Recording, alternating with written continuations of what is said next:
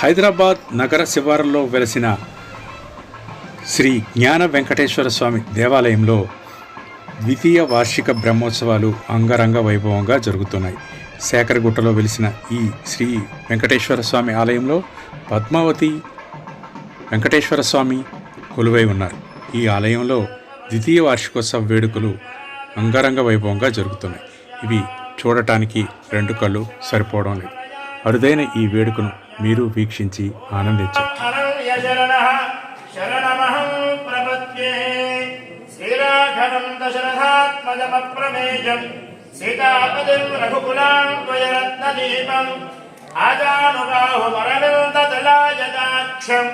రామం నిశాచర వినాశకరం నమామి.